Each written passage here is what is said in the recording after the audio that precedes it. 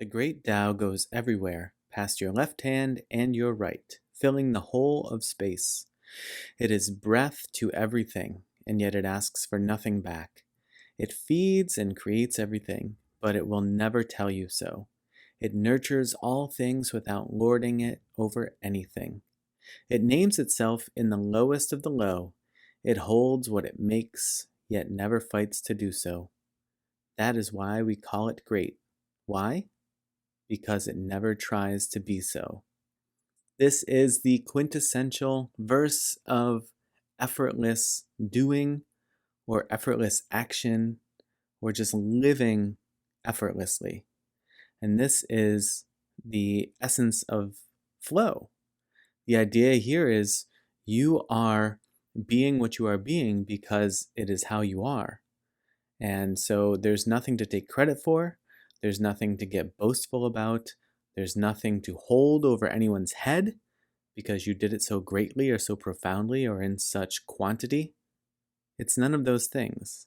It is, this is my natural way of being, and we're all going to be in love with it.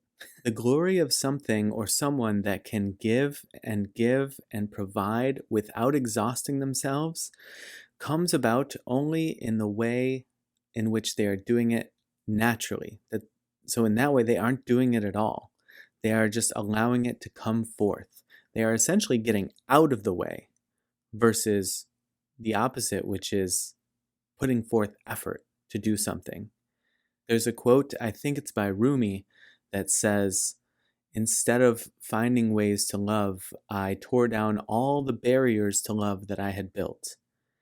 Realizing there that love is natural and love flows forth, and you don't have to try to love. What you need to do is rid yourself of everything that you've built up against it to keep it out.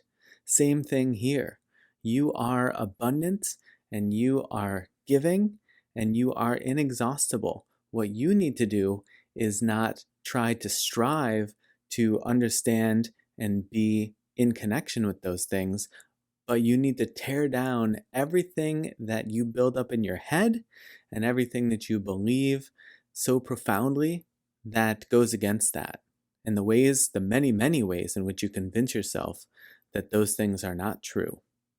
And not only that, but realizing that if you are synonymous with the Tao and you are then the source and the way and the one, you are the lowest of the low. You are also the worms, you are also the rocks, you are the things that you think possess no consciousness, when in reality they possess sort of rudimentary form of consciousness. Alan Watts talks about the sound that two rocks make when you clunk them together, and that is the resonance of their consciousness. That is the extent of it. And you need things along a spectrum having this experience here on Earth, and that is the way in which the existence comes to be. And that is why it's all one, because everything is having a different experience. And different species and different forms experience that in very dramatically different ways, but that's on purpose. It doesn't mean that it is any more or any less. And because of that, you are the greatest of the great, but if you are the greatest of the great, the equivalent to that is you are also the lowest of the low, and all of it in between. So tear it down. Tear down all those barriers that you have built against this idea of being great and being so because it comes naturally. It is the source of what you are. And you don't need to try to be great. You are great. Tear down the barriers.